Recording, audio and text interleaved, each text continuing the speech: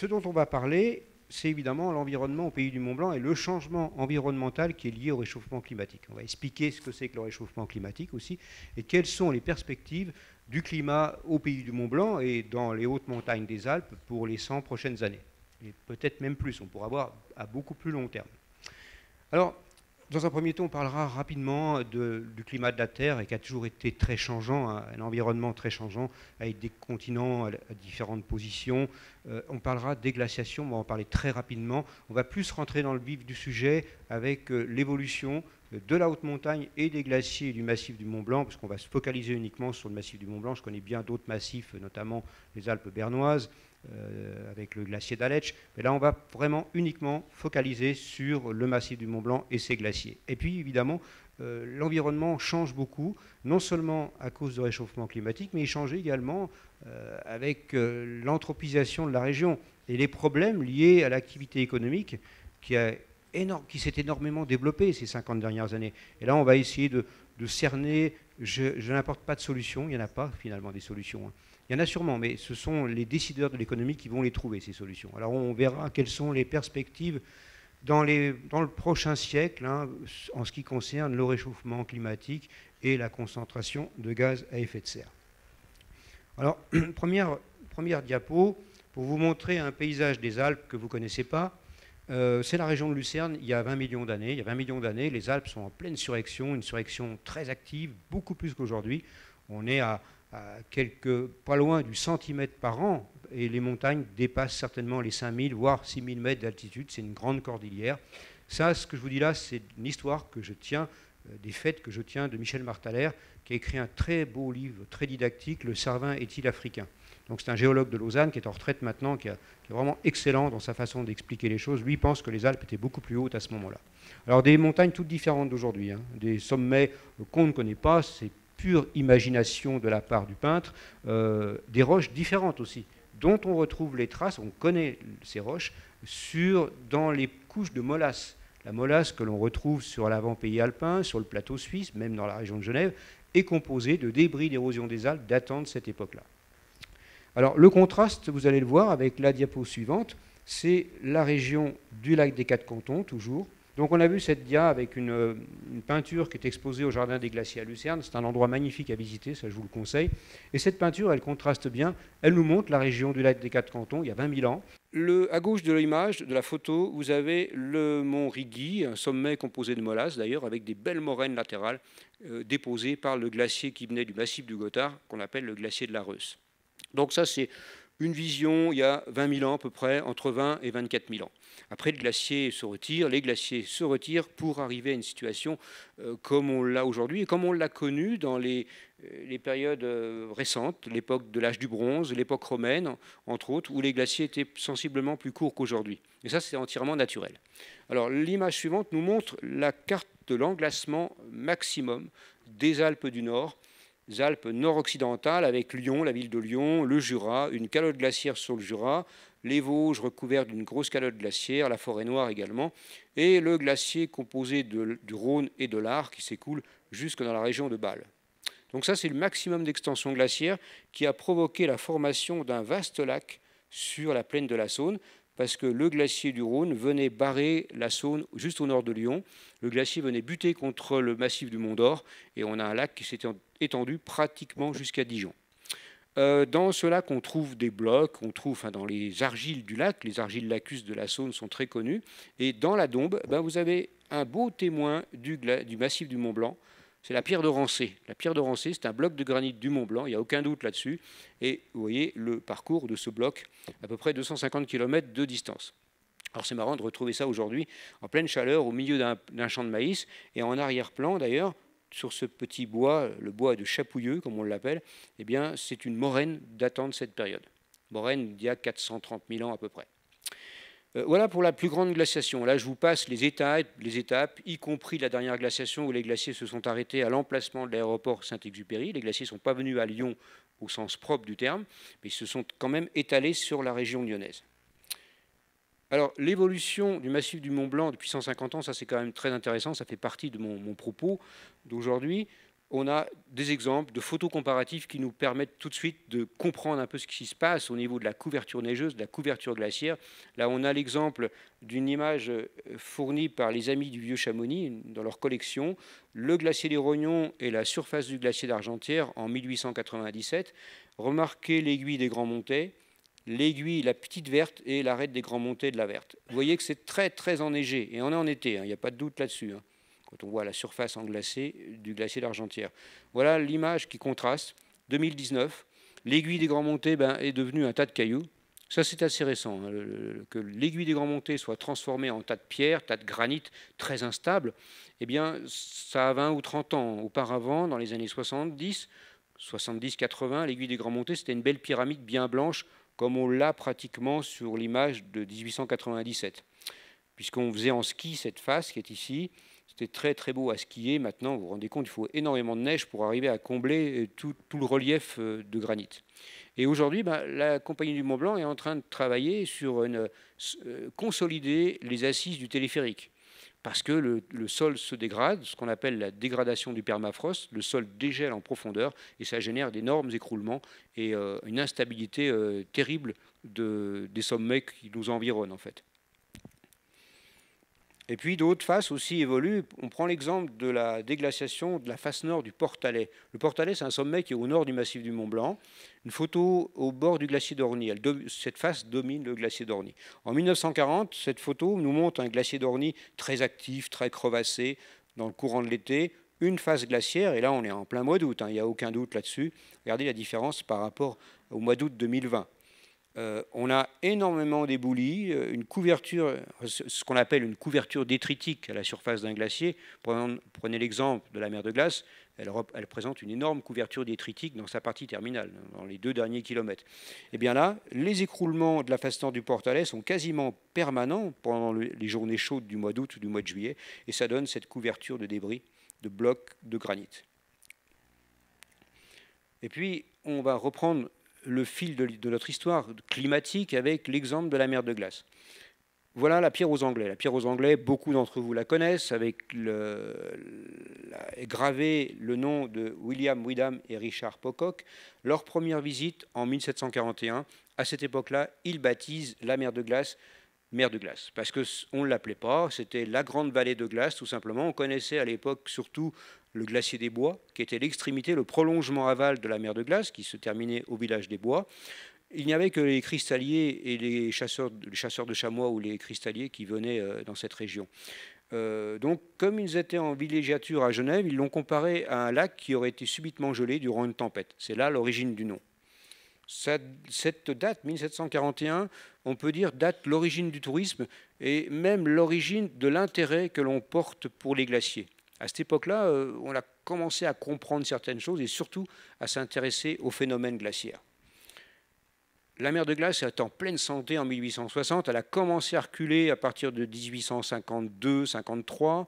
Ça fait une dizaine d'années qu'elle est en retrait. En fait, cette photo des frères Bisson, les photographes de Napoléon III, date de 1858 exactement. On a un glacier très très crevassé, très blanc. Bon, l'image est noir et blanc, mais on s'imagine la couleur du glacier si on était sur place, avec des reflets bleus. Ça devait être assez extraordinaire. On va avoir les différentes épaisseurs de glace par rapport à aujourd'hui. Vous voyez là, c'est le maximum de 1850-52. Le glacier a perdu plus de 200 mètres d'épaisseur de glace dans ce secteur-là. L'image suivante représente le glacier en 2004. Bon, j'en ai toute une série, mais ce n'était pas la peine. Je vous fais abstraction de toute cette série. Et là, on a la télécabine qui descend à la mer de glace et un glacier qui a énormément perdu en épaisseur. On voit très bien les différences. Dans ce secteur-là, vous avez une petite crête morainique. Une moraine, pour ceux qui ne savent pas, c'est l'accumulation de blocs, de gravier, de sable que le glacier a déposé pendant les phases d'extension maximale. Et là, ça représente le niveau de la glace en 1850. À cette époque-là, on est en 2004, il reste encore à peu près 350 mètres d'épaisseur de glace dans ce secteur. Et puis cette image représente la mer de glace en 2023, cet été, avec l'environnement qui s'améliore en plus, l'environnement anthropique, si on peut dire, la construction d'une nouvelle télécabine, là je vais y revenir après. Alors aujourd'hui, il nous reste à peu près 150 mètres d'épaisseur de glace ici. Là, on a à peine 300 mètres dans ce secteur-là, ça a déjà bien diminué. Les moraines de 1850 sont ici. Et là, le point rouge, c'est l'emplacement de la grotte de glace actuelle, qu'on va retrouver sur l'image suivante, où dans ces conditions-là, il ne sera pas possible de creuser une grotte. Voilà l'image de la mer de glace, projection 2050. Avec une petite langue glaciaire qui va dépasser de ce rétrécissement de la vallée. On aura sans aucun doute un lac qui va se former entre ce qui restera de la mer de glace et le glacier de l'Échaud. Parce qu'au niveau du glacier de l'Échaud, on a à tout casser 100-150 mètres d'épaisseur de glace, alors qu'aujourd'hui, on a encore 300 mètres au niveau de la vallée glaciaire de la mer de glace, dans ce secteur. Donc vous voyez que l'environnement va évoluer très très vite. Ça va se végétaliser également, comme ça s'est fait à l'époque romaine et à l'âge du bronze, puisqu'on retrouve des troncs, on les date, hein, et on pense qu'effectivement, à l'âge du bronze, il y a 3000 ans, 3500 ans, la mer de glace avait sans doute perdu 2 km de longueur par rapport à sa situation actuelle. Mais ça, c'était entièrement naturel. Si on regarde la quantité de gaz à effet de serre dans l'atmosphère, on était très très loin, c'est l'interprétation des carottes, hein, de l'Antarctique ou du Groenland, on était très très loin de la quantité de dioxyde de carbone que l'on a aujourd'hui. Voilà les projections de la situation de la mer de glace avec toujours la grotte en 2035, avec des glaces mortes à la base, des glaces couvertes de cailloux, c'est ce qu'on appelle des glaces mortes. Et là, vous avez la grotte en 2040-45, avec un glacier qui aura reculé bien au-delà. Vous voyez, la projection que j'ai faite sur une photo tout à l'heure, elle est même encore optimiste par rapport à ce que le laboratoire de glaciologie propose. Ça, c'est l'Institut des géosciences de l'environnement qui m'a fourni cette image. Donc une accélération du phénomène de recul. Et un autre phénomène qui se produit actuellement, c'est un recul très important des langues glaciaires. Vous êtes les premiers à le constater, hein. Vous allez dans la vallée de Chamonix, le glacier des Bossons qui a reculé de plus de 1000 mètres, 1100 mètres depuis 1984. C'est assez impressionnant, il est de moins en moins visible depuis la route nationale. Voilà le glacier de Trélatête en 1940 avec cette langue terminale qui déborde de la gorge, chose qu'on est loin de revoir. Le glacier de Trélatête en 2018, quelque chose comme ça, donc là il a encore énormément reculé. Et une autre image du glacier de Trélatête vers 1930, vous avez un glacier qui remplit totalement sa vallée, hein, et on a les séracs de Trélagrande qui n'existent plus maintenant, qu'on va comparer avec une photo récente, très récente, 2018, avec surtout la présence d'un verrou rocheux qui coupe totalement la partie basse du glacier de la partie haute. Donc on a une déconnexion des langues glaciaires par rapport à leur zone d'accumulation. Si je vous montre dans ce rectangle rouge cette zone-là, eh bien on la retrouve ici. Donc toute cette partie basse, elle a encore fondu, hein, depuis 2018. Je n'avais pas de photo plus récente. Toute cette partie est en train de disparaître progressivement. On a des petits lacs qui se sont formés. Une situation qui est quand même très très préoccupante pour ce type de glacier qui était encore un joli glacier il y a 40 ou 50 ans. Et voilà la partie coupée. Maintenant, il n'y a plus de connexion. La connexion n'existe plus depuis 2 ans. Alors, comme je n'avais pas de photos très récentes, je vous ai mis ces photos-là. L'exemple aussi, deuxième exemple, ce sera les deux sols de coupure de glacier. Voilà le glacier de Bionnassay que tout le monde connaît, hein. Le glacier de Bionnassay a énormément reculé depuis 30 ou 40 ans. Vous voyez que le glacier est coupé à ce niveau-là, parce que dans la partie basse, on a encore toute une partie du glacier qui est couvert de cailloux, qui est en train de fondre progressivement sous sa couverture détritique. Là, on ne la voit pas ici, mais le glacier est coupé ici. Il est en train de se couper dans cette zone-là. Donc on a 2 coupures qui sont en train de se présenter, tout simplement par manque d'alimentation, nouvelle glace qui n'arrive plus de l'amont. Et voilà la coupure que l'on aperçoit ici. Le front, le véritable front actuel du glacier de Bionnassay ne se trouve pas dans le lac qui est à l'extrémité. Quand vous prenez le chemin pour traverser en direction du col de Tricot, vous passez devant un lac, mais là ce n'est plus le front actif du glacier de Bionnassay. C'est une accumulation de glace morte en train de disparaître sous une couverture de débris. Alors actuellement, un changement environnemental au pays du Mont-Blanc, il n'y a absolument aucun doute là-dessus. On le voit, on le constate par nous-mêmes. Les étés sont très chauds, trop chauds même. Dans le cadre du réchauffement climatique, eh bien, on repousse l'échéance de l'exploitation de la grotte de glace à la mer de glace. Ça, c'est très net. On construit une nouvelle télécabine. À tort ou à raison, moi j'ai mon opinion, je ne vais pas trop l'exprimer, quoique si je l'exprime quand même. Voilà, on peut me balancer pas de pierre, mais des tomates, pourquoi pas, mais pas de pierre, s'il vous plaît. Bien que les pierres, on en prend beaucoup en montagne en ce moment, hein. Un peu moins cet été que l'année dernière, mais avec cette dégradation du terrain de la haute montagne, le terrain est devenu extrêmement dangereux, donc la pratique de la haute montagne devient un métier à risque aujourd'hui. Donc des nouveaux pylônes pour construire une nouvelle télécabine. Voilà le chantier de la nouvelle télécabine au Montanvert. Et puis le tas d'éboulis qui s'étend jusqu'au chemin qui parcourt la moraine en contrebas du Montanvert. Alors pourquoi tout ça? C'est simple, c'est pour générer des profits, c'est tout, hein. Il n'y a pas d'autre hypothèse. On aura du mal, personnellement, à me faire croire que c'est pour valoriser le patrimoine de la mer de glace. J'ai du mal à le croire. Voilà, je vous avais dit que je serais franc dans mes propos.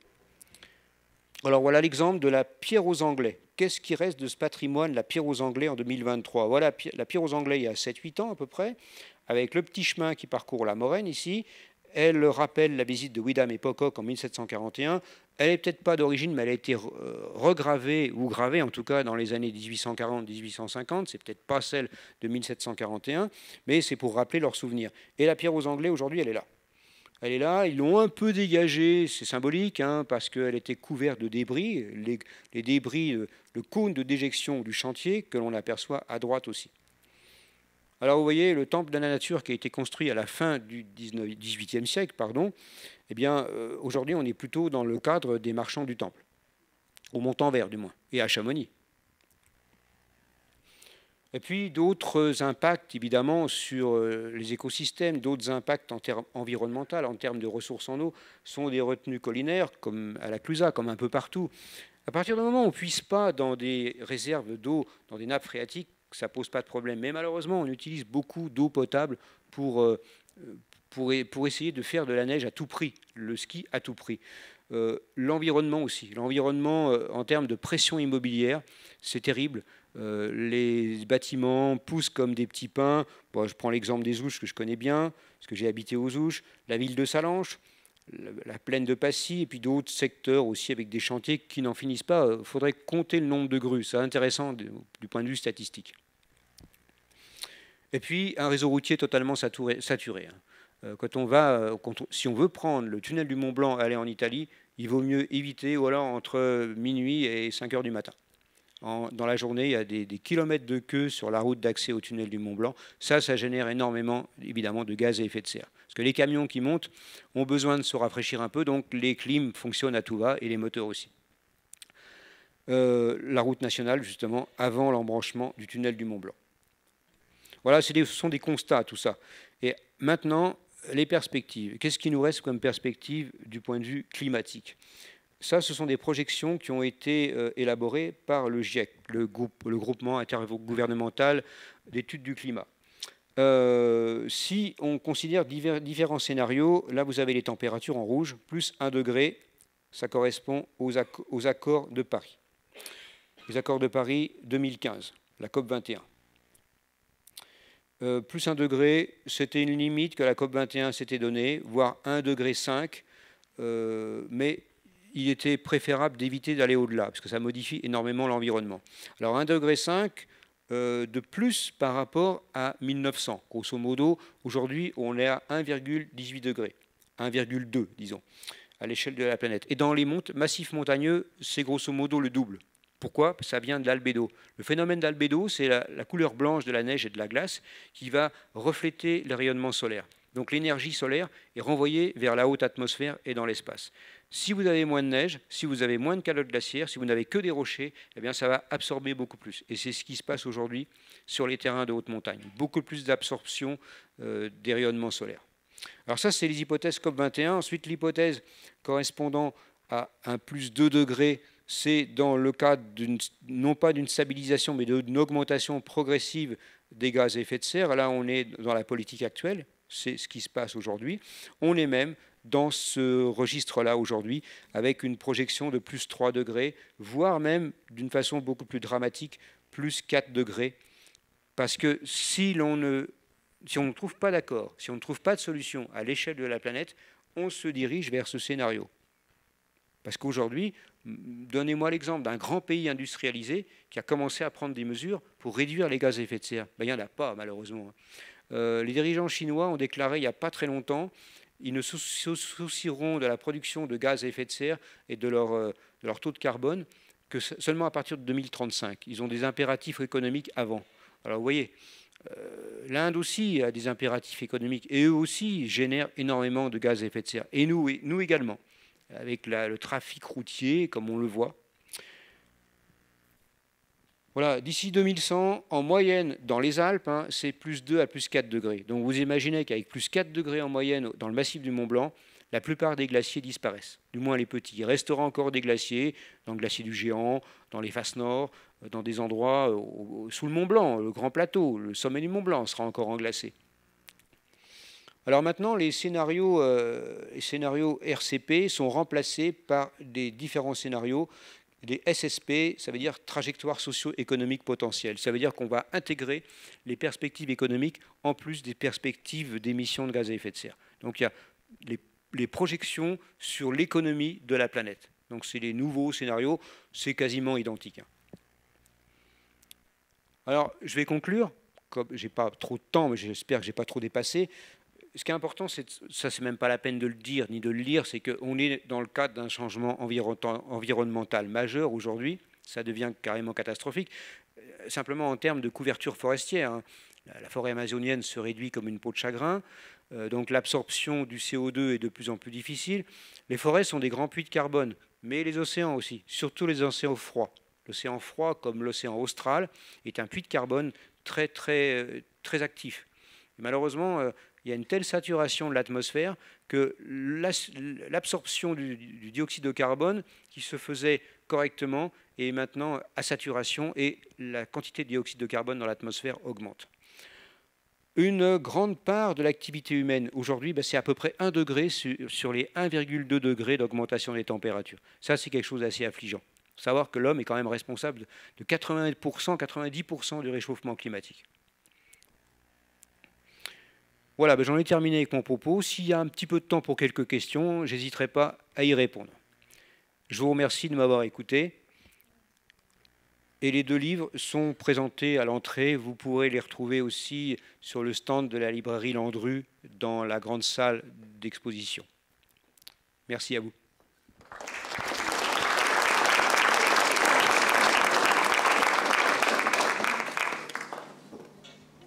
Merci. Vous avez des questions ? Non, l'exposé était tout à fait exhaustif. Hein, donc, je voudrais vraiment remercier Sylvain Coutran d'avoir éveillé nos consciences et d'avoir conforté nos connaissances et puis notre impression, notre ressenti sur le réchauffement climatique. C'est vraiment un sujet d'actualité. Vraiment, je le remercie de venir tous les ans mettre à jour nos connaissances et mettre à jour aussi son atlas des glaciers au pays du Mont Blanc. Voilà. Alors, merci et à l'année prochaine.